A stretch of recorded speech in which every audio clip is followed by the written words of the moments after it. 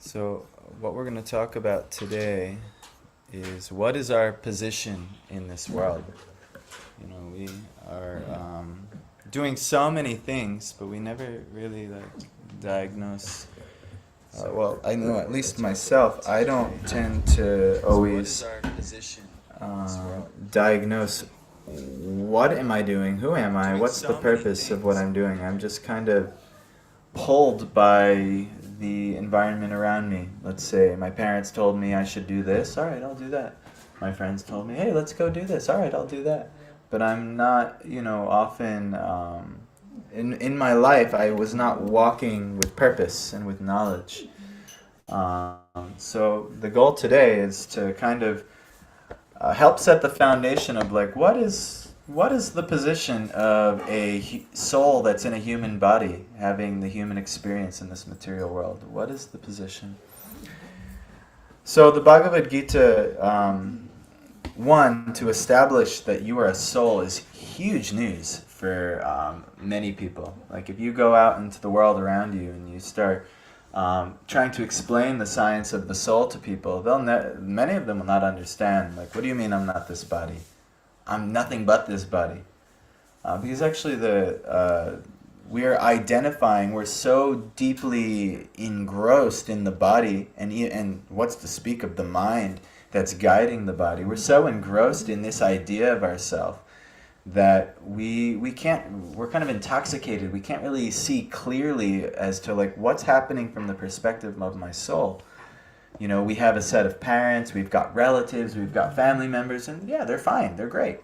But we don't necessarily think like, well,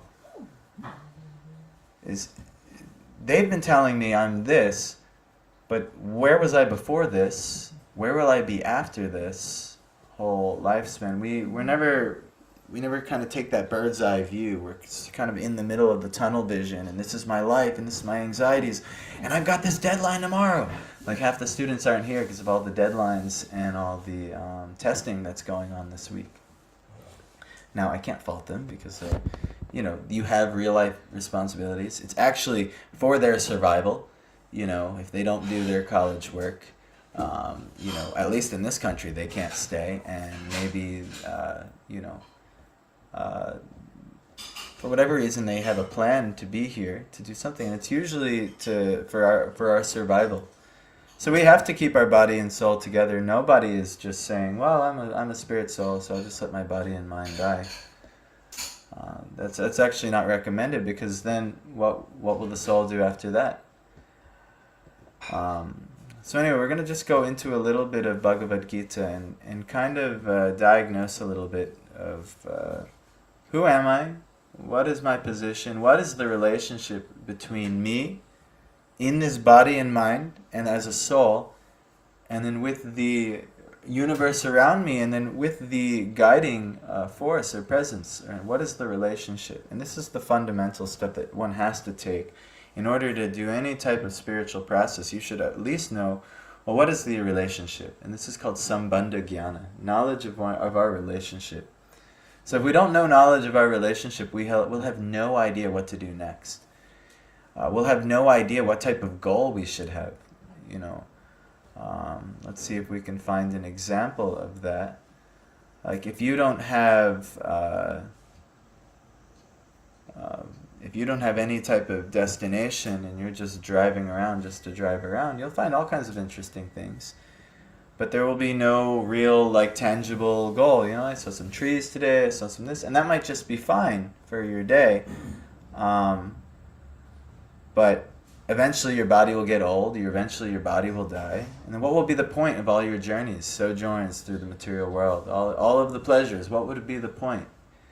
There has to be a point to life, right? Do you guys feel that way? That there should be a point to life? Let's hear some ideas. What do you think? What's the meaning of life? There should be a purpose. Okay. So now again, I'll ask that question. What's the meaning? What is the purpose of life? I believe purpose is different for every different person, human being. They set their purpose, I believe I want this, and they go behind that. So anything anyone wants, you think that will be the purpose of life? Not anything. To be happy. That's Okay. Because people believe that purpose will make them happy. I'm gonna challenge you guys a little bit. Now let's start with finding a purpose. This is good, and being happy. This is good. So, in the Just the documentary with the people that lived to be 100, I think they found like 5 things they all had in common. mhm, And they're from different parts of the world. yes, With the highest density of those who lived over 100. And one of those things is to know your purpose. okay, that's good. Now, we might have a purpose, right? But I'm talking at an absolute level. We can have purpose of the body, we can have purpose of the mind, we can have purpose of the soul. There is actually only one purpose of the soul, but we won't get there yet. Now, I'll give some examples. Happiness, purpose. How do we feel about pigs? Nice animals, right? They're cute. You go to India, you see them, they eat the garbage, and they're cute. I He- meant by true happiness. what's that? I meant by absolute happiness, true happiness. Yes, yes. That's good because I'm just pointing out that it can be subjective. But now we all want to find our absolute happiness. And this is touching happiness of the soul, the pleasure of the soul. And actually, by nature, the soul is happy. We just have to touch the actual nature of the soul, and guess what? We've got it. We've achieved it. But the problem is we are placed in this material ocean of all kinds of miseries. And what is the source of it? It's actually our own illusion. The illusion of being ensnared by the false identification of the mind, its intelligence, and the false identification of things from which we are not, like the body and the mind. So, like say the pig's happiness and the pig's purpose. It's got a little pig family, and it's gonna, take care of its pig family. If there are certain activities, it wants to give as much pleasure to its pig family as possible. And so, it's got a nice slop. They like swampy and muddy areas so it can roll around. It's comfortable for it to keep cool and all the other things. And it likes to eat anything and everything. I You don't know. think that's how they keep most of them. What's that? I don't think that's how they keep most of them. I think they keep them quite confined. Well, yeah, that's obviously not a good situation for a pig. Let's say like a pig with a better situation. I know someone with a pet pig. Yeah, a pet pig, or even a pig in the wild. In India, pigs are running around everywhere. Well, not everywhere, but in the cities, they're running around. So they're It's their world too. yeah. So they can they have their nice little mud pit. They like to eat their garbage. And when an animal drops its stool, it likes, ooh, that's a nice feast for the pig, and they like to eat. They're very happy like that, and they have a purpose. But if I said, Michael, there's a bathroom right there. Instead of the prasadam hall after, you could take your meal in there. You could not be happy like that, correct? No, because you have a higher sense of happiness and a higher sense of purpose. You probably would get sick as well. But pigs, they have the body that they can eat like that. and it's no problem. They can find happiness like that. But what is the pig's happiness? It's temporary. And we see from our, vantage point that I don't want to be happy like that. I couldn't be happy like that. There's plenty of people, you go to the bar, everyone's intoxicated and they're dancing, they're smiling, they're so happy, actually, for that time. Later on, they'll probably be regretting it in the morning. But in the time being, they're quite happy. But some of us, we see that type of happiness, and I can't be happy doing that. I found a place in my life where that happened to me. I was hanging around everyone, and they were finding happinesses and things that just weren't doing it for me. Why? When we cultivate a higher sense of who we are, we can't be happy doing the lower things anymore. It's just the truth. When we understand who we are at a higher level, we can't be happy doing lower things.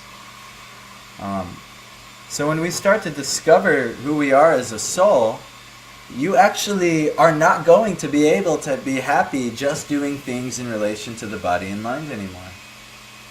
So it's like a great blessing and also a great curse, because you can't find the pig's happiness anymore, for the sake of the analogy. So, we should try and discover the teachings of the soul. And then what's the source of the soul? What's the soul's ultimate relationship? It's with the Supreme, with the Absolute. Craig said something nice. He's talking about absolute happiness. What can give us absolute happiness? It's realizing the reason we were even manifested in the first place. Now, before we do that, Parth is going to get the Mangala Charana on here. Actually, no, I'm going to get the Mangala Charana on here. That's right. Okay. I'm controlling. Oh, wow, it's right here. So before I speak anymore, we're going to glorify Srila Prabhupada. Let's see if I can get his mantra on there. Prabhupada Pranam.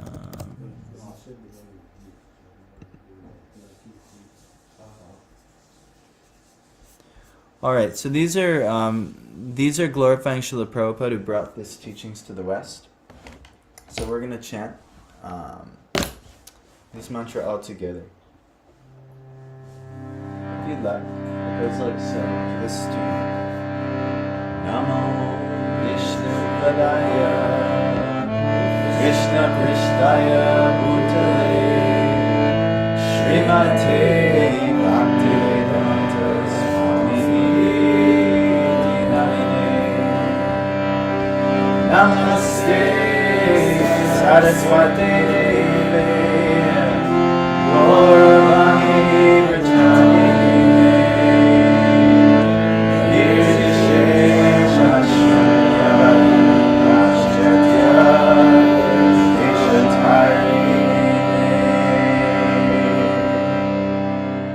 Beautiful.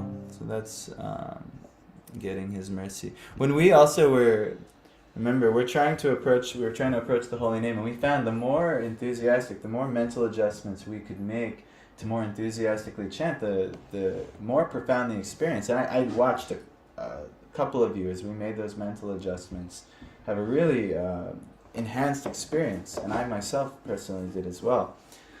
So same thing with this, when we're trying to seek the blessings of the teachers and garner the wisdom that they've given and passed down, if we have that same mental adjustment and realization that, you know, I am in such a kind of humble, low, rascal state, and I need your mercy right now. When we chant like that, the mercy will come so much more, I promise you. It's because what is the Lord looking for? Nothing other than sincerity. Nothing other than sincerity. You can have an attractive body, you can have great wealth, you can have all these material qualities, and He will neglect you. He's like, all right, you got what you want. You know, that's why you have Him in the first place. You had a desire, and the Lord fulfilled your desire through this material love. But when you want the Lord Himself and you want His mercy, all He's looking for is a humble and sincere heart. That's all He's looking for. And guess what? And you know, these Vedic teachings are not the first to say these things. Well, they might be the first, but also this is not a unanimous among you know, just the Eastern teachings. You know, Jesus was teaching a similar message. And if I knew more about Muhammad's message, maybe he would also be in there teaching this message, but I don't know enough to tell you that.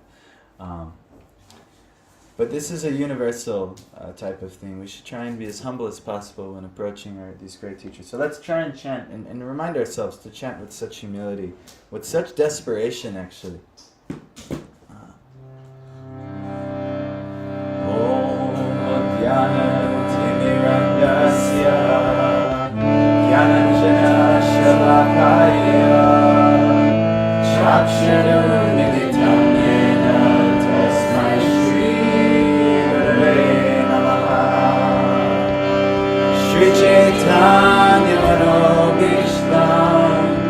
Stapitam yena bhutale Svayam rupa kadamayam dadati Svabadantikam.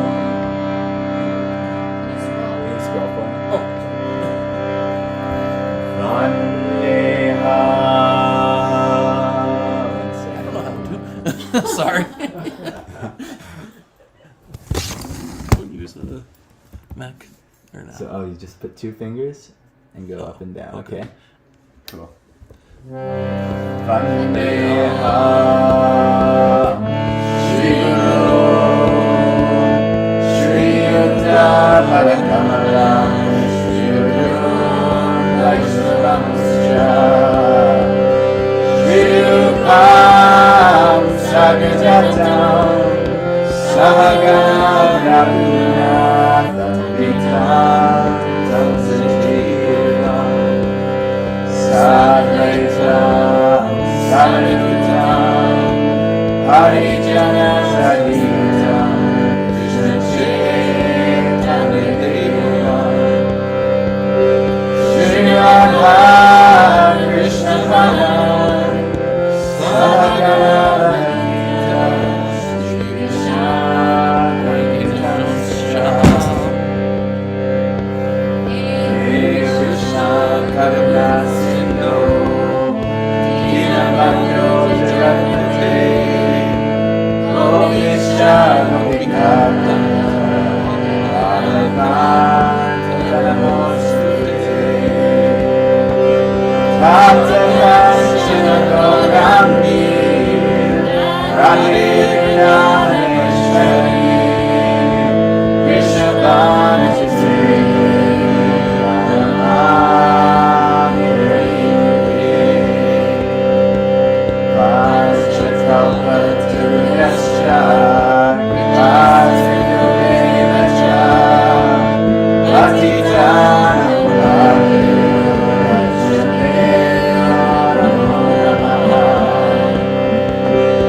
Jai Shri Krishna Chaitanya Prabhu Nityananda Shri Advaita Gadadhara Sri Gaura Bhaktivinoda Hare Krishna Krishna Krishna Hare Hare Hare Rama Rama Hare Hare.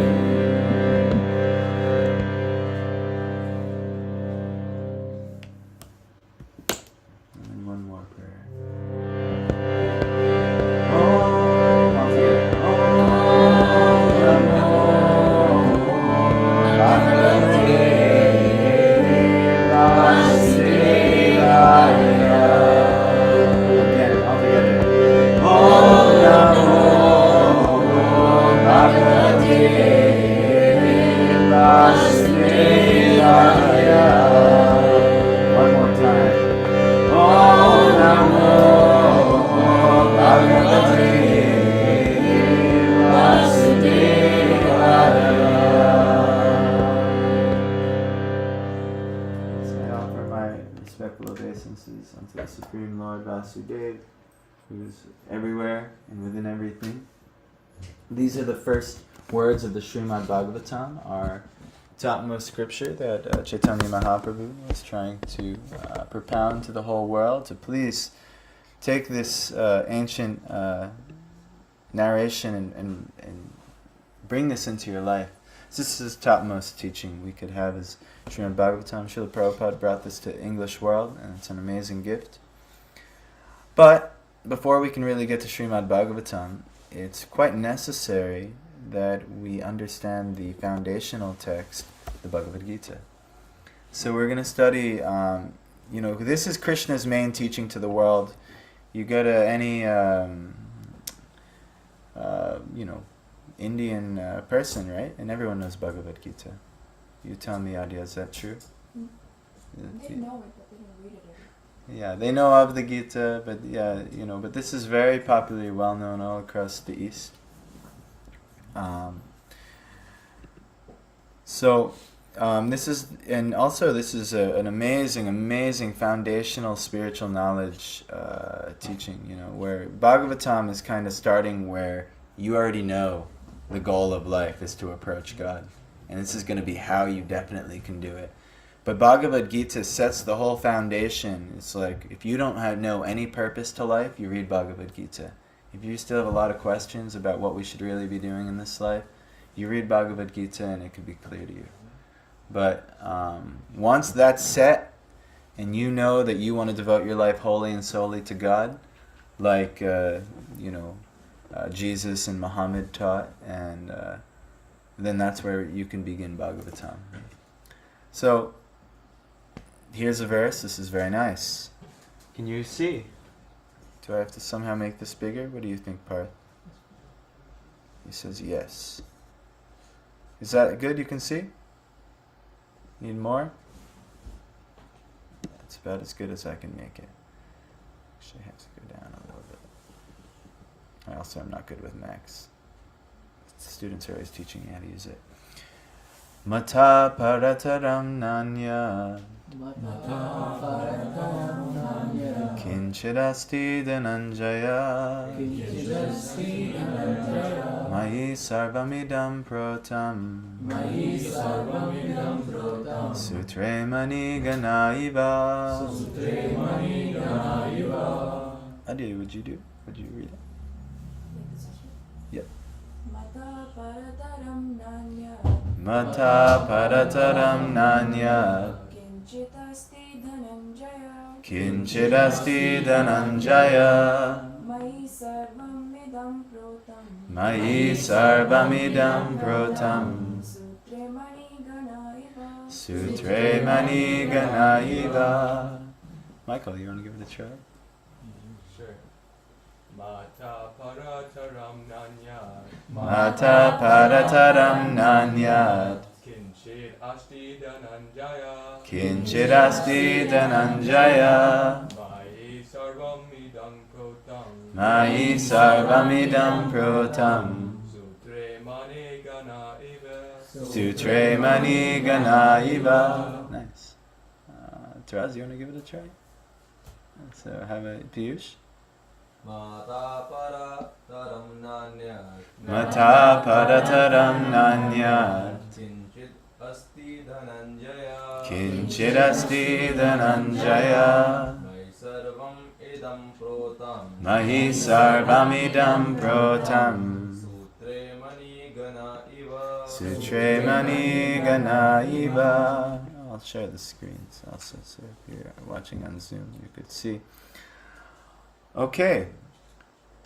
O conqueror of wealth, O conqueror of wealth, who is Arjuna, there is no truth superior to me. Everything rests upon me, as pearls are strung on a thread. And then we'll hear the purport of Srila Prabhupada. Oh, it's not that long. Okay. Alright, I gotta zoom out a bit.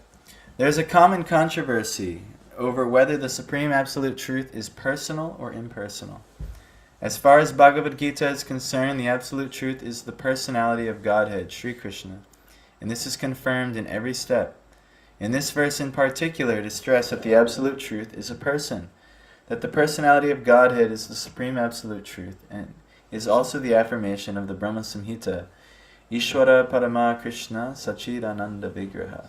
That is the Supreme Absolute Truth, personality of Godhead is Lord Krishna, who is the primeval. Primeval is like ancient, original. Primeval Lord, the reservoir of all pleasure, Govinda, and the eternal form of complete bliss and knowledge. These authorities leave no doubt that the Absolute Truth is the Supreme Person, the cause of all causes. The impersonalist, however, argues on the strength of the Vedic version given in the Shvetashvatar Upanishad. Tato yad uttarataram tararupam anamayam yaetad viduram ritaste bhavanti yate tade dukam evapiyanti. I don't know if I did that right, but oh well. In the material world, Brahma, the primeval living entity within the universe, is understood to be the supreme amongst the demigods, human beings and lower animals. But beyond Brahma, there is the Transcendence, who has no material form and is free from all material contaminations. Anyone who can know him also becomes transcendental. But those who do not know him suffer the miseries of the material world. So that's unfortunate. We should try and know the one beyond. beyond Brahma. Brahma is the creator of this universe. The impersonalist puts more stress on the word arupam, but this arupam is not impersonal. It indicates the transcendental form of eternity, bliss, and knowledge, as described in the Brahma Samhita quoted above. Other verses in the Shvetashvatara Upanishad substantiate this as follows. Vedaham etam purusham, Vedaham etam purusham mahantam, adityavarnam tamasa parastat, tameva vidvanam ritaiha bhavatinanya pantha vidyate ayanaya. Yasmat paramna paramasti kinchit, yasman naniyo na jayo asti kinchit. I know that the Supreme Personality of Godhead, who is transcendental to all material conceptions of darkness, only he who knows him can transcend the bonds of birth and death. There is no way for liberation other than this knowledge of that Supreme Person. There is no truth superior to that Supreme Person, because he is the supermost. He is smaller than the smallest, and he is greater than the greatest. He is situated as a silent tree, and he illumines the transcendental sky. And as a tree spreads its roots, he spreads his extensive energies. From these verses, one concludes that the Supreme Absolute Truth is the Supreme Personality of Godhead, who is all-pervading by his multi-energies, both material and spiritual. This is indicating the personal nature of God. You know, we see, there's obviously impersonal energies, the light, the rays of the sun, at least they seem from our vantage point impersonal. The rays of light from the sun, maybe how the seasons are changing, the cosmological circumstances you're watching. It doesn't necessarily seem personal. But if we go at a deeper level, we find that there's a great intelligence behind all of these things. And then ultimately we find from, say, a teaching like the Bhagavad Gita, how can an impersonal force give such a personal teaching? How, what is the need for any type of personality that exists if everything's impersonal? But the reason personality exists, because actually this is what gives the most pleasure. It's the exchange of love that only can take place in personal relationship. We all kind of experience that in the material world. Everyone is looking for love, right? Who here has had a love in their life, they could say. Everyone is smiling, yeah? I had maybe at one point, or maybe it's happening now. But there was at least a temporary love felt. But the purpose of life is actually to experience permanent love. You can experience permanent love, and that's what Krishna is teaching. Bhagavad Gita is teaching. What type of yoga? Bhakti. Bhakti, and bhakti means? Devotional service. Devotional service, which is a symptom of what? Love. Love. That's right. You don't do devotional service without love. And that love first comes from something called rati, or attraction. We have to have first some attraction to Krishna, and then we can learn how to love. So Prabhupada says, first you try and understand Krishna, and then you can learn how to love him. So this is what we, and there's no truth superior to him, Krishna is saying. Everything's already resting upon him as pearls are strung on a thread. So I'm going to now bring up a verse from the Bhagavatam. But we should try and explore at least the possibility that there's a God. My relationship is with this God. Because I can tell you the other possibility. If we don't explore the spiritual truth, if we don't take to this, your body will die, it will get old, everyone you love and know, the same thing will happen, and we'll be very upset. And then it'll disappear, and then you'll forget everything that you learned in this life. And actually it'll actually all be meaningless. But if you pursue the spiritual truth, that is the only thing potentially capable of transcending, going beyond this life. We can already observe. Who here remembers what happened in their past life? None of us. Maybe we somehow inherited some genetics from past existences. Maybe. I'm not even sure that's true. But by and large, our past life is meaningless to us now. So that meant all of the marriages we had in the past lives, that meant all of the children, that meant all of the work and careers that we had in the past life. None of it mattered. True or false? Right now it's not practically useful to us at all. Yet in this life we put so much energy on these things. Gotta work, another day, another dollar, right? You know? And a lot of it is just for pure survival. You have to survive. That's one thing. But we have all these ambitions that are beyond just survival. You know, we don't have to go live in a cardboard and survive that way. We can have the basic amenities of decent living, no problem. But beyond that, are we overcomplicating things?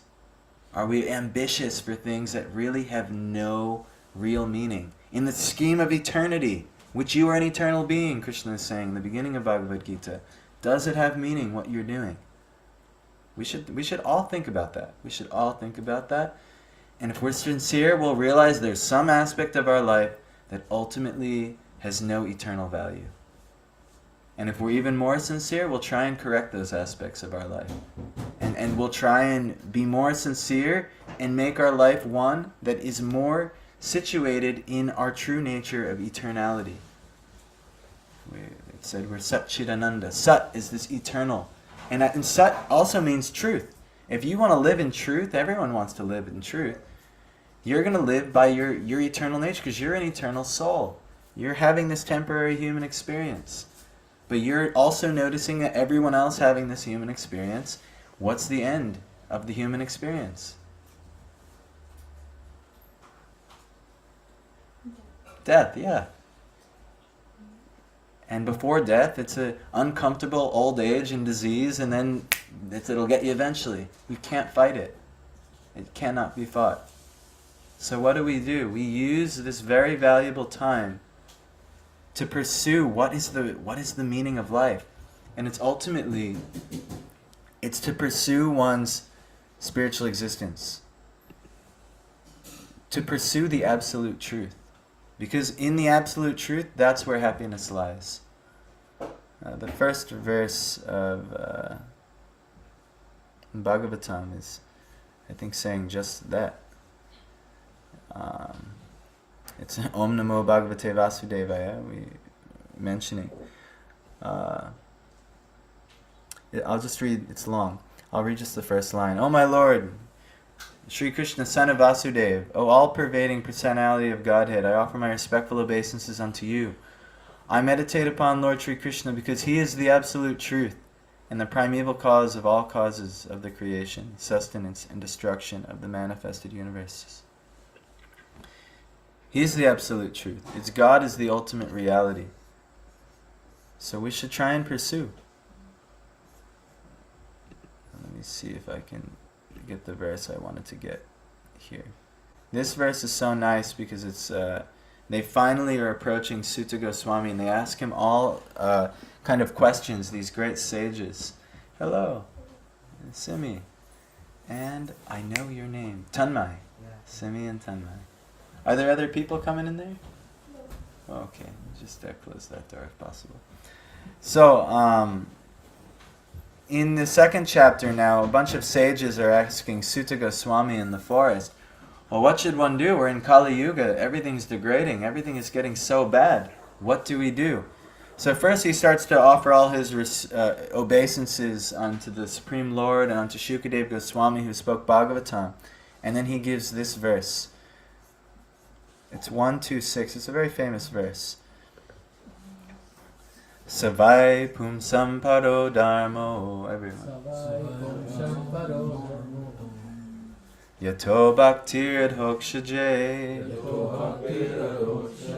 Ahaitukya pratihata. It's a little hard. Yayatma suprasidati. Repeat after me. The supreme occupation. Another word for that is dharma. You don't have to repeat that part. The supreme occupation for all humanity is that by which is that by which men can attain. men can attain. Men means all of mankind, by the way. You can also attain, ladies, no worries. Men can attain to loving devotional service Loving devotional service unto the transcendent Lord. unto the transcendent Lord. Such devotional service Such devotional service must be unmotivated must be unmotivated and uninterrupted and uninterrupted to completely satisfy the self. to completely satisfy the self. So this is the secret. The ultimate duty for all humanity is that by which men can attain to bhakti, or loving devotional service. So unless we achieve that, and unto who? What's that loving devotional service? It's not unto our neighbor or unto our pet or our significant other. It's unto the transcendent Lord, the one beyond this birth, death, disease, old age place of material suffering. The one who's actually running such a place. Such devotional service must be unmotivated. What's that mean? Unmotivated. No agenda. Yeah. Well, there might be some agenda, but not. Personally motivated. Yeah, like not. Like for instance, if I want to please the Lord, I want to please the Lord. There might be an agenda, and there actually you could say it's motivation. But what unmotivated means here, no other motivation other than that loving service unto the Lord. Meaning, I want to do this for to please you, for your pleasure. Not, I want to serve you, Lord, but I want this job. Or I want to serve you, Lord, but please make my relationship's a disaster. I want to serve you, Lord, but I have no idea how we're going to get out of this financial situation. This is motivation. This is motivated service to the Lord. So such devotional service must be unmotivated and uninterrupted. What's uninterrupted? Without interruption. Yes. Without interruption. Meaning always happening. Constant. Not, I come from a Christian background. It's like, all right, we go to church on Sunday for 1 hour, and then after that, go on and the Lord will forgive your sins the next. So that's totally interrupted. That's, 1 hour on Sunday, and then the rest of your life is interrupted. Now, there are many sincere Christians who are trying to take these teachings and practices and live by them every day, and some even every moment. That can completely satisfy the self. Nothing else. And that's the first instruction he gives to the sages who want to know what should we do. Boom. Is that by which men can attain to loving devotional service unto the transcendent Lord. So that's what you should do. And it's not specific. It's not everyone, get in a line like this and come here and we'll all practice like this. It's no, what? That by which men can attain to loving devotional service unto the transcendent Lord. Whether you're a farmer, whether you're a Brahmana, born in a priestly family, whether you're born in a very wealthy family, whether you're an IT worker, it doesn't matter. What can you do to develop loving service unto the Lord and offer your life in service to the Lord? That's it. But you have to be unmotivated. Meaning, well, I want to offer this to the Lord, but I want this out of it, And you'd be surprised how many material motivations, we want our body to look good. We want to experience this type of sense pleasure, that type of sense pleasure, this type of sense pleasure. And when we, really break it down, we're so motivated. We're so motivated. And we don't have to be toxically cruel to ourselves, like in some of the, I don't know if you ever watched the Da Vinci Code. I don't watch movies, but in the beginning of the movie, the guy's just like beating himself with like some like whip thing. No, we don't have to necessarily do that, but it's healthy to actually repent. It's healthy to actually realize like, I need to be better. I'm so materially motivated. I'm so selfish. I'm actually atheistic. I don't care about God or pursuing the truth at all. I just want my own selfish pleasure. Unless we have that realization, no chance. No chance at actually approaching this sincerely. That's why in the Shikshastakam prayers, when in the second, first it glorifies how wonderful this Sankirtan movement is, or the group calling of the Lord's names, or the group glorification of the Lord. But then he says, I'm so unfortunate. He's got all of his mercy and his potencies and his powers just in his name. And you can chant them any which way. But I'm so unfortunate. I have no attraction at all for them. So at that point, when you realize you have no attraction for the Lord, then you can, the thing to do is to realize, to repent, that I actually, how selfish am I that I don't care at all for the Lord. I only care for these temporary things, these things that ultimately don't matter. And that's when the next verse is given. The most important verse in Vaishnav scriptures. Who knows it? I'll give you a hint. We just read the first 2 verses of the Shikshastakam. It would be the 3rd verse of the Shikshastakam. I'm looking at Parth and Mukunda now. What is that verse? Louder, Parth.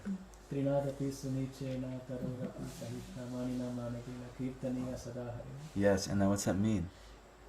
One can chant the holy, one should be more tolerant than free, more humble than a blade of grass, and devoid of all sense of false prestige. In this condition, one can chant the holy names of Lord forever. Yes, constantly. Offering all respects unto others as well. So if we have these qualities, we're more humble than a blade of grass. We see ourselves no better than the grass, the straw on the street, and trust me, we got a long way to go to get that humble. But if we actually realize who we are at the soul level, we're really no better than the plants, the blades of grass, the animals. We're really, the only thing is we're fortunate enough to be in a human birth to be able to approach spiritual knowledge. It's the only difference. Eventually, if we don't take to it, we'll be recycled back. Our souls will go into plant life and animal life. We'll be no different than the blades of grass. But you have this golden opportunity as a human. And we should be very humble and realize how fortunate we are. And more tolerant than a tree, even when people are so mean to us and they do horrible things to us. You know what? Like, I'm sorry that they're going through this. And, you know, that's okay. I deserve that. I've done so many horrible things to other people. Fine, that's my lot. No problem. No sense of false prestige. Not thinking one is great. Oh, look at this material qualification. Look how good I can sing. Look how I could play an instrument. Or so many things we can find attached to. I've got the top marks in this thing, or I'm the top of my class here. This is false prestige. Why? Because this is not something you can eternally be proud of. What were your accomplishments in your past life? You have no idea. So it doesn't matter. So what real accomplishments do we really have in this life? So, in this way, we can start to offer all respects to others. We can realize like how the Lord is in everyone's heart and how wonderful everyone is as a spirit soul. And we can humbly just try and help them. What's the best way to help them? Devotional service. Try and engage them in devotional service. Or, hey, you guys want to go? They have this bhakti yoga thing, you know, we could do. Like, or, you know, like at home, you can do so much devotional service. You can offer your food to the Lord. You can hear scriptures and prayers. You can hang up a picture of Krishna and always be reminded of Krishna, you know, in this way. And you could read the Bhagavad Gita, hear from the scriptures, understand what is Krishna teaching. Oh, that's nice. Oh, wow, that's a revolution in my life. Maybe I'll switch a few things around. But unless this devotional service is unmotivated, you don't want anything out of it, and uninterrupted, meaning it's not stopping, you'll never be completely satisfied. And that's the secret. If you want, does anyone want to be completely satisfied? Yeah, everyone. Who doesn't want to be completely satisfied? Could the motivation though be that you're doing it because you want to better serve Krishna? That would be considered unmotivated, right? Because like the word you could say is apratihata. Oh no, that's unbroken. It's ahaituki, which is causeless. Could motivation to be happy count, or is that still personal greed? So, well, that is actually technically so personal greed. Like, I want to do this because I want to be happy. What you should really think is, I want the Lord to be happy. And when He's happy, because He's the source of all things, naturally I'll be happy. So I think of the things, you've got a shirt that chant be happy. Yeah. So that comes to mind, you know. Yeah, you know, so that's attracted from, right? We're all mostly selfish. So if we think, like, if we do this and I can be happy, that's good. So there's no harm in promoting chant and be happy. But if we're not happy from trying to make the Lord happy, that's the only way we'll actually ever really be happy, is if we're actively trying to make the Lord happy and we don't have our own personal happiness as the goal. Everyone's trying to be happy. They just don't know how, and because of their selfishness, they don't deserve to be happy, so they get an opposite result, where we're not happy. But if we take out our selfishness of the equation and really just try and act in such a way to please the Lord, without being motivated for our own, what do we get out of it? And without being uninterrupted and nonstop, everything we're doing is like this, then we could be completely satisfied and we will be happy. So that's the paradox. If you put your own happiness out of the equation and do everything for the Lord's happiness, you'll be the most happy. But who's doing that? Who is? It doesn't even seem possible for me. It in the In beginning? other words, because I think, and I've been at this for a long time, but I always think it's like I should do this. I should chant. I should read. I should do those things because I feel almost obligated to do that. Because Yes. I know it's the right thing to do, Mm, but I am motivated to do it. sure. So that's why you are not alone, and it's not like, oh man, Craig's a lost cause here because he has this feeling. Actually, that is the prediction of everyone. So there's a process given in the Bhagavatam, and it's called, and the first 9 cantos are called Vaidhi Bhakti. Vaidhi Bhakti is bhakti, how to practice bhakti under rules and regulations. You do it like this, you do it at this time, this is how you do this, you chant this mantra for this, you chant this mantra for this, and you do it like this. And this helps get you in a rhythm to start training yourself to serve the Lord. But yeah, the feeling isn't necessarily there yet. There's a motivation. Well, I still want this out of it, I want this out of it. But over time, there can arise the desire or the greed for what's called raga, or spontaneous attachment. I want to do this. This is my spontaneous offering, not because, well, I think I'm obligated to do this. You know, it's the difference between being the Lord's servant because you think He's going to beat you, or being the Lord's servant because you actually want to please Him. It's a different thing. So we should try and realize that just giving the Lord pleasure will make us happy. But if we do some of these things, we chant like this, we do like this, and we set a nice structure for ourselves because we think it'll be good for us, and we think the Lord will bless us that way, and we're still a little bit motivated, no problem. There's Vaidhi Bhakti is the path. But at some point, we want the evolution to be where we're spontaneously doing things for the pleasure of the Lord, and that's where the real happiness is. In that, not out of fear of the Lord, where fear and awe and reverence are out of the equation, and that's purely out of love. And there's a realm, there's an actual place in heaven. You can go to heaven in this Vaidhi Bhakti. You can go to complete heaven, and it's called Vaikuntha in this Vaidhi Bhakti stage. But the only way to this topmost realm is in pure love, and this is called Goloka Vrindavan. And the only way you can exist there is when you have this spontaneous love for the Lord. But actually, our lineage, Chaitanya Mahaprabhu, is teaching us how to do that. And it might start looking like Vaidhi Bhakti, but it's an inner transformation of the heart that can actually take you to, I want to do this just because I think the Lord will be happy. Now I want to do this because I think I'll get $50 out of this, or I'll do, there's so many things, right? Like, and you see that. It all works out way better if you don't have your own motivations. I'll give an example. You know, my wife and I don't have regular jobs, you know, so we subsist mostly on donations.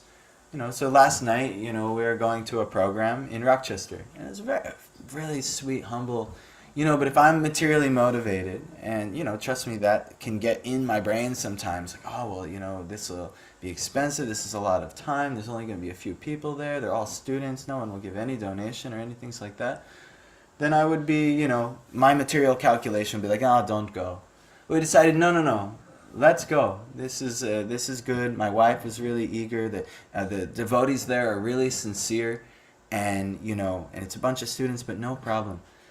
So we met with them. We had a really beautiful program. It was about this size, maybe even a little bigger, and everyone was so sincere, asking so many questions, and they really were able to appreciate the program. And, you know, we just thought we'd bring a few things from the gift shop and stuff like that. And we were shocked at how generous they were. You know, but we were thinking, no, there's no way. You know, and we were shocked. But we decided, you know, we're going to just do this out of, you know, kind of kindness. But they all wanted to take books. And they were so much more generous than we could have ever expected from students. But that's the nature of serving the Lord. It always works out better than your own motivations anyway. But we read all the time too that, you know, stop the cycle of birth and death. Mm. Because that's motivated. In other Yeah. words, a pure devotee doesn't care where he is. That's right. So, but there's tiers of advancement. To have the desire in the beginning to be free from material sufferings, or what this is called moksha, it's healthy actually. When you're drowning in an ocean of material miseries, it's healthy to want liberation from that. But from there, an even higher thing, there, at that liberated state, to be free from all these nonsense that are binding you in the material world, is to actually desire, well, I just want to please the Lord, actually. Like, this is the topmost thing. Why am I worried about being free from suffering? I'll take on a bunch of suffering if that makes the Lord happy. That's a different shift. Prahlad Maharaj, he prayed, give me the karma and the suffering of all the living entities in all of the material worlds. Let me take it. And then somebody kind of like laughed at them, you know, like, you know, none of this could affect you. So we don't even care if we suffer. If that means it's pleasing to the Lord, actually we don't suffer. We're so happy, actually, taking on tribulation for the pleasure of the Lord. Driving an hour and a half for me is not exactly what I want to do all the time. But I'm like, all right, you know, go to a program, we're only going to be there 2 hours, and we got to drive 3 hours. Usually my rule is I drive somewhere, I have to be there like almost twice as long as it took to drive there. That's my rule. If I like to go somewhere, that's like what I like to do. But ultimately, it was such a rewarding experience, and if I were to put my own personal motivations and personal calculations in the forefront, I would have missed out on a really wonderful experience, a devotional experience that we got to have yesterday, courtesy of the wonderful devotees in Rochester.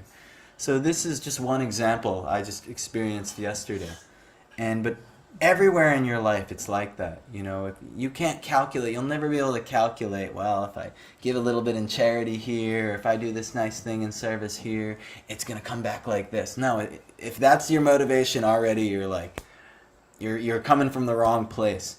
But if you're just coming like, this is my pure offering of love, Lord, I think this will please you, you know. And often, how do we please the Lord? We try and please the devotees. We might want to come and sing for the Lord, worship Him in His deity form. We're trying to create a little temple, support, you know, a temple atmosphere. This is the San Kirtan movement. What does that mean? Kirtan's glorification. San is in a group glorification. Let me just gather with the devotees and let's see what happens. Doing that as much as possible, it's huge. This is so pleasing to the Lord. His entire movement is based on that. You know, good. You can do it at home. You can gather with your family, but better get everyone. Bring your home. Let's get everyone and gather. That's what we're creating our home for, is to get everyone together and worship the Lord together. So anyway, these are some things. I want to read one more verse. Actually, I want to read a verse and then a purport from Bhaktivinoda Thakur.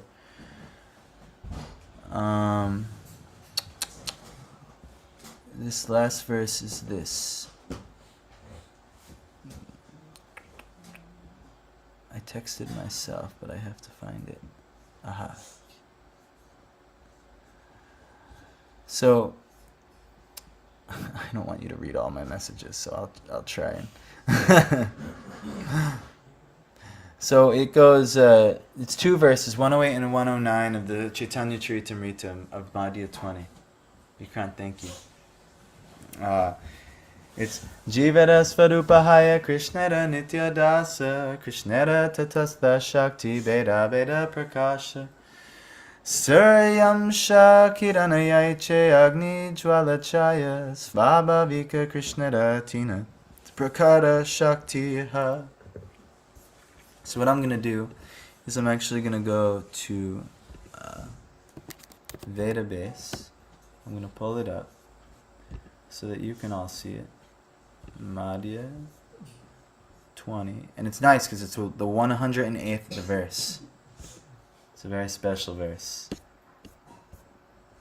But this is actually a really amazing verse. It's two verses here. So I just chanted it.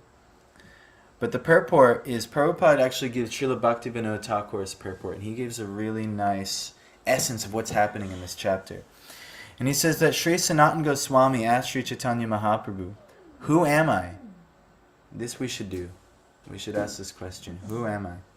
In answer, the Lord replied, "You are a pure living entity. You are neither the gross material body nor the subtle body composed of mind and intelligence. Actually, you are a spirit soul, eternally part and parcel of the Supreme Soul, Krishna. Therefore, you are his eternal servant. You belong to Krishna's marginal potency. There are two worlds, the spiritual world and the material world, and you are situated between the material and spiritual potencies." That's what Tatastha Shakti means. That means you could go either which way. If you want to go to the spiritual world, engage with the spiritual energy. You want to go drown in the material world like we've been doing? Well, you're already here. Just keep on going as is. No problem. Now, you have a relationship with both the material and spiritual world. Therefore, you are called the marginal potency. You are related with Krishna as one and simultaneously different. Because you are spirit soul, you are one in quality with the Supreme Personality of Godhead.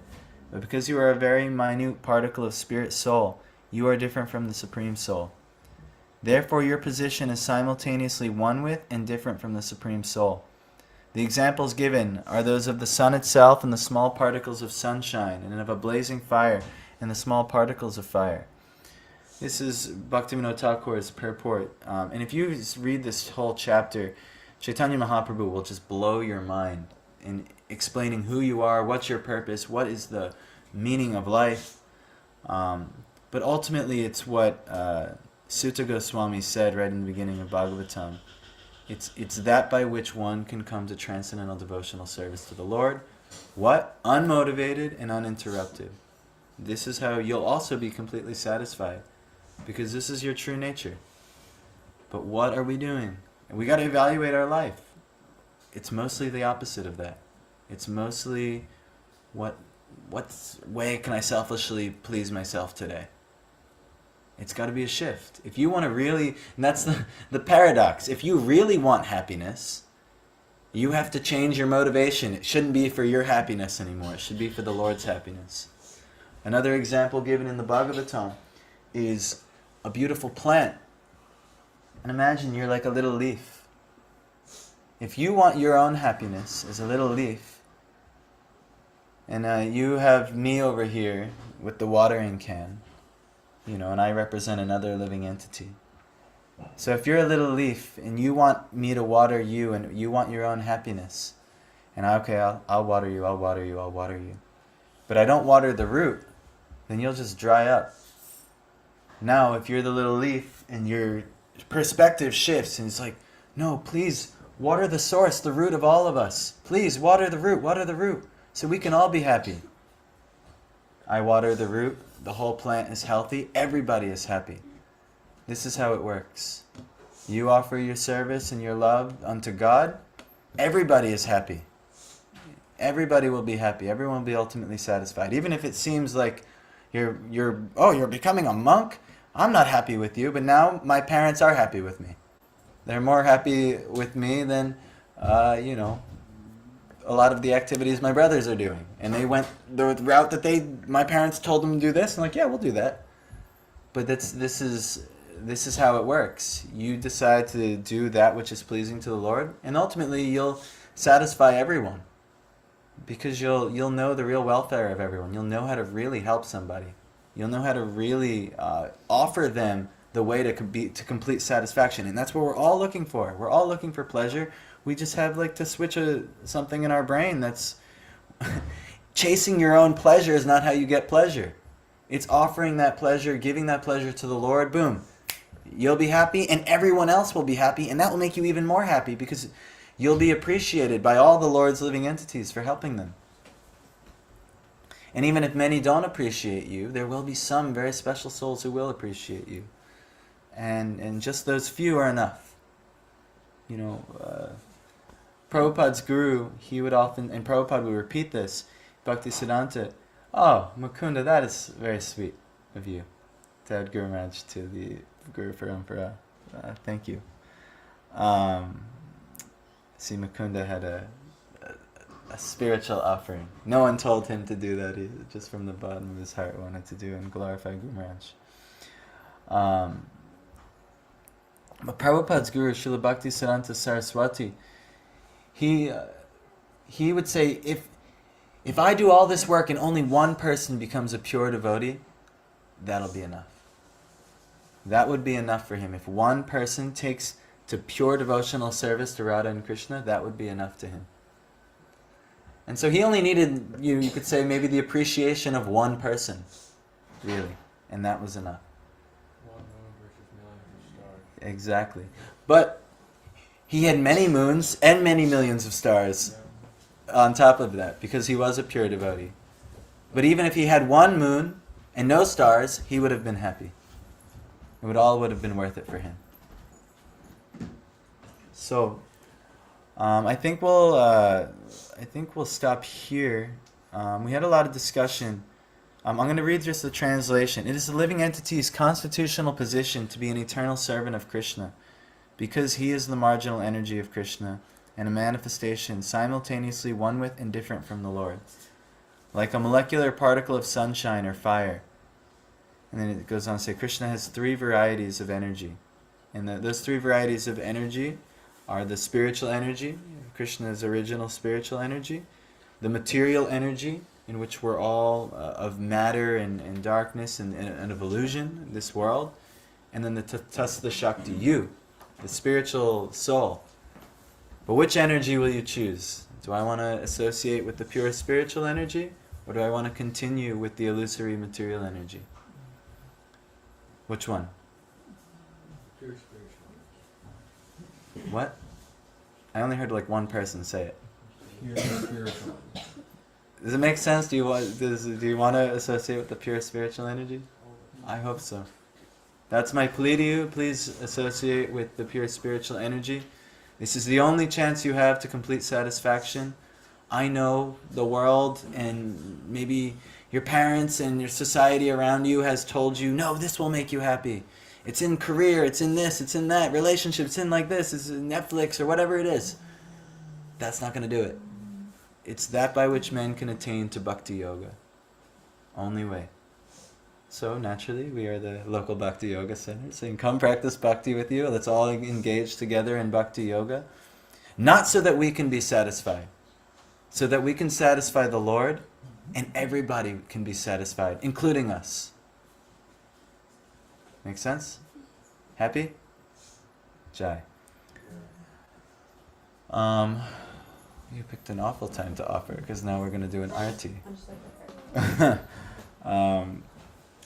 So there's going to be an offering now. Also simultaneously, we're going to get up and we're going to shift our kirtan. Thank you for joining, anyone who joined us online. Parth, do you think you can set this up somewhere? Actually, and then what we're going to do... I need you to actually set it up on top of the projector, because we need to simultaneously put Gora on the screen here. So I'll do it. Getting Gora Arati up. We're gonna do Gora Arati and a kirtan. Hare Krishna, Hare Krishna, Krishna Krishna, Hare Hare, Hare Rama, Hare Rama, Rama Rama, Hare Hare, Hare Krishna, Hare Krishna, Krishna Krishna, Hare Hare, Hare Rama, Hare.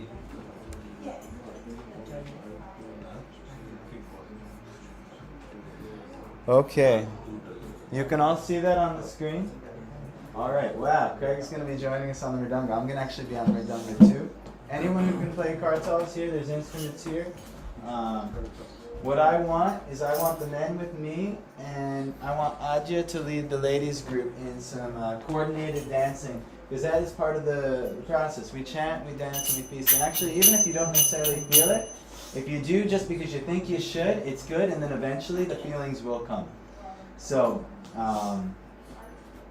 so let's have men on the right side over here, ladies on the left. Ajah's going to coordinate some simple dance moves for the ladies, and me and Parth are going to try and coordinate some simple dance moves for the men. The words are all on the screen. Craig, come on in. Find a spot over here. Parth, make a nice spot for Craig. Right here. Michael. What? You said Craig. Craig, so come this way. The ladies are going to dance this way, and we're all going to dance this way. Maybe we'll all join. So Mukunda, begin. Yes, Sam. Yes, you're a junior. I'm actually a senior. You graduated as a The only thing is Yeah. we just want to see the screen. Yeah.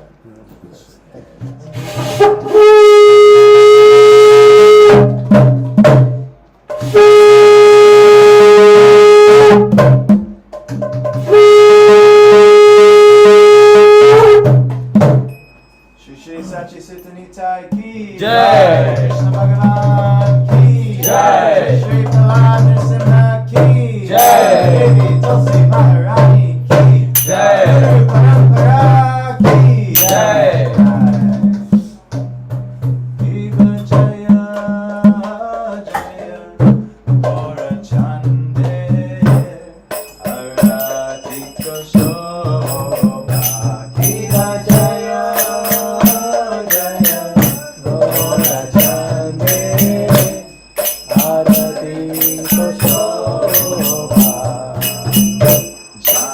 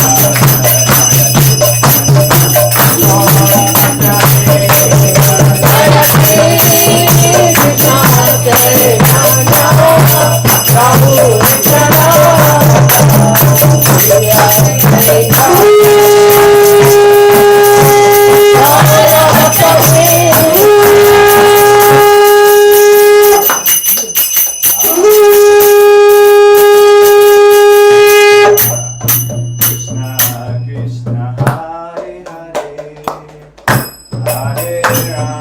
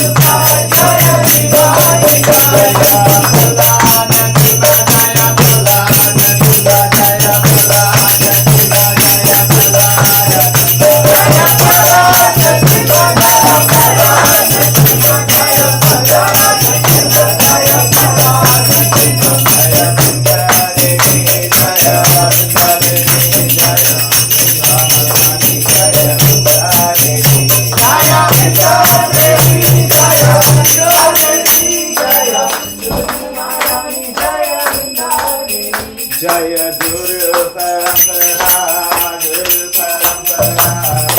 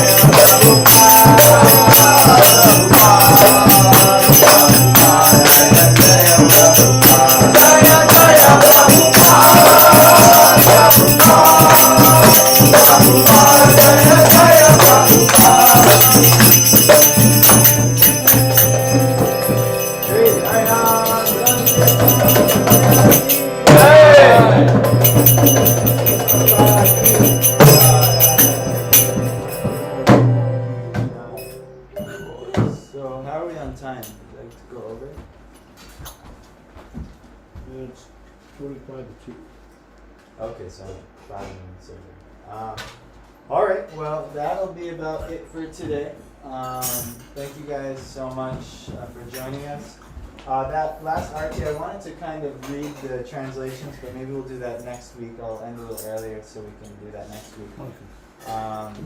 But it's basically, it's describing what it was like when the devotees used to do arati before Lord Chaitanya, and then we're also doing the same thing now. So when we're singing that, and Mukund is offering arati, and we're all dancing and chanting and singing, it's pretty much what it's describing. and then and then we go into Hare Krishna Kirtan. So, thanks, Parth. So thank you to anyone who may have joined online. Thank you guys, especially who came in person. You guys, nothing is going to work without you guys. So thank you so much. And I really hope I just get to see you guys again soon. You're always welcome here, and everything is free. But thank you guys so much for your support and encouragement. And now we've prepared a nice, beautiful feast. Not we, primarily my wife and Parth, actually. But I think Vikrant was doing some helping. Kaushik, where's Kaushik? Kaushik saved the day today, actually, because we needed extra help. Kaushik, come over here. Kaushik saved the day today because we needed extra help chopping vegetables, and then all of a sudden Kaushik appeared right in the nick of time because we were down one of our normal students. So Kaushik chopped vegetables today. He did a great job, and we're really happy to have him. But we're happy to have every one of you. Looking forward to many more weeks to come. Hare Krishna.